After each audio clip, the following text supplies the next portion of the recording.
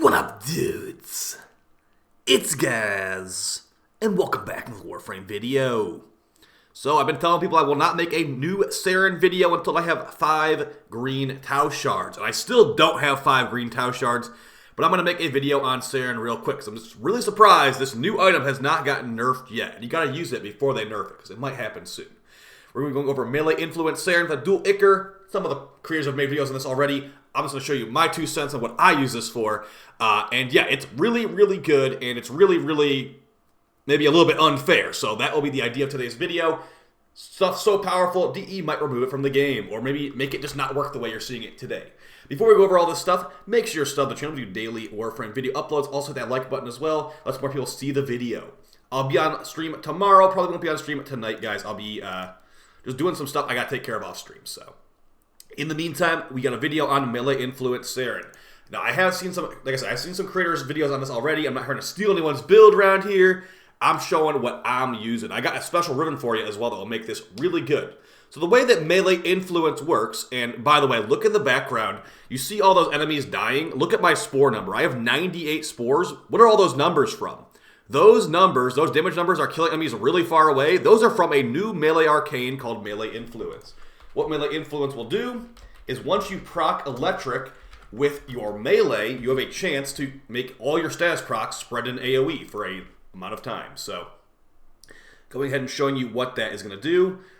We have the melee influence here. So upon proccing electric, 20% chance for elemental melee status effects to apply to enemies within 10 meters for 3 seconds. Cannot refresh while active. When it's maxed out, it's 20 meters for 18 seconds. So after we proc electric, we have a chance that elemental effects will spread for 20 meters for 18 seconds. That's why you're basically seeing enemies dying to, like, it looks like Saryn spores, but they're actually electric damage numbers and viral numbers.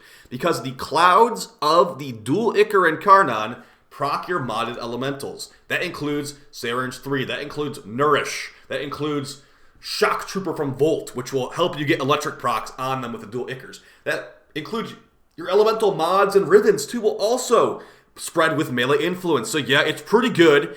And also, it will spread off of itself. You're playing Saryn with her third ability, Toxic Lash, on the dual Ichor. Because the dual Ichor on kill creates a gas cloud on kill. That gas cloud can propagate. It can propagate more melee influence clouds. And you're seeing enemies dying so far away. I haven't even seen this enemy. And you just go pick up the loot eventually. So we'll go over what I'm using today. And like I said, I wasn't expecting this to stick around. It's been about a month, and this is still around. So, yeah, in extreme situations like this, you're going to stand there and the enemies just die, like chain die really far away. And this isn't a survival on the newest tile. So, not really any armor strip even needed here, but I do have some green shards on Saryn. I will make a full Saryn build video once I get a 5th green shard, but right now, only got like 4, so I'm not really happy with that. And this is more like a PSA. Use this before they nerf it. If they don't nerf it, I don't know what DE's thinking, because this is insanely good, okay? So let's get into it. There are certain mods that don't affect the gas clouds from the dual Ichors. Just keep that in mind. Also, look, I'm picking up this loot really far away. This method of doing survival is pretty messy. The clouds kill really far away. Cloud kill really far away. So you have to go out and grab the loot every so often. Also, it's not going to work as well on other characters either, just because Saryn's Toxic Lash does some pretty funny stuff here, making it just chain very well. So let's get into it. I'll also show how it works in the simulacrum as well. It's not just in this mission. So you have a 20-meter spread radius, so we want to spread in spots, or stand in spots that enemies will have a good convergence point at. All right, so we're in the sim right now. And we've got Saryn. So as far as the build on Saryn, I have 2 builds for you today that are going to be very similar. So here's the one that probably does more damage, but this is mainly, I'm using this because I have a Riven. If you don't have an electrical Riven, you want to do something with Shock Trooper most likely. But here's the Roar build. Brief Respite for Shield Gate with our 2. Molt will have about full Shield Gate with Catalyzing Shields. Rolling Guard for some invincibility time.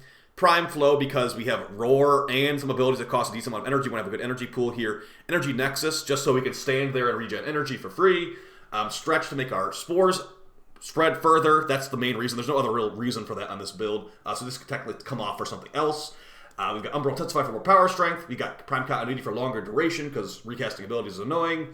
And we got Transient Fortitude for power strength. That makes our Roar a 59.7 damage increase. Of course, we got Molt Augmented for more power strength, and also melee damage does influence the damage of those clouds. So we have Arcane Fury to make it where the clouds deal more damage. Not needed. You could definitely switch this for some other stuff too.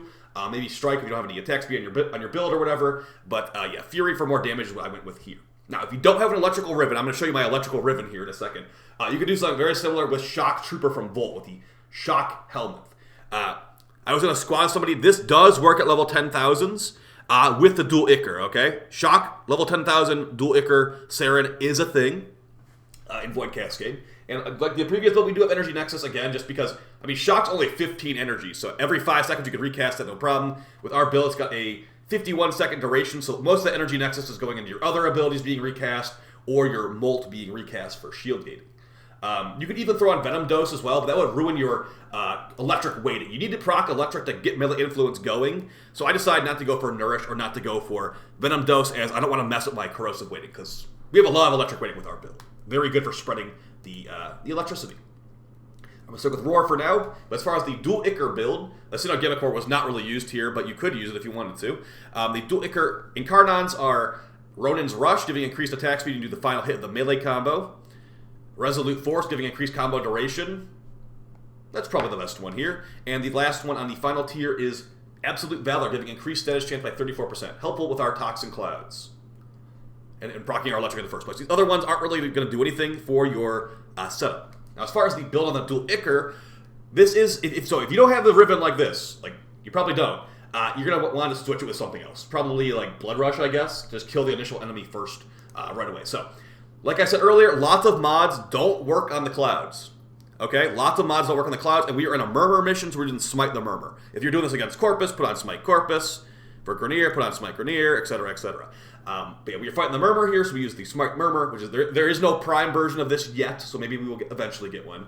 But as far as the build, we've got Viral and Electric, with a very good amount of electric weighting here. Now, you could technically take this off for a 60-60 to make it more electric weighted, but if you're using Shock, you'll be very, very electric weighted anyway, so that's fine with me. Now remember, Saryn's Toxic Lash gives you extra toxin hits too, so the things that do work on the clouds are going to be melee damage mods, elemental mods, and Bane mods also work. But yeah, that's what we got a Riven with electric damage and melee damage. See how our electric and our viral are like pretty close-ish, about 500 damage difference. That means we'll be proccing electric pretty consistently, and also we will be getting our shading of electric pretty consistently as well. So you might be like, why is there no crit on here? The crit does not work on the clouds, so as long as you can kill enemies without crit, you can get the chaining going, and the chaining does not... Like, the clouds have a built-in crit multiplier, but they have 0% crit chance, so unless you have, like, I guess, like a Darza or something, it's not going to help, so... Let's go ahead and show how this works. Now, remember, I don't have the Bane mod equipped right now. I've got Bane of the Murmur, and these guys are Thrax, so I don't have any Bane mods, so...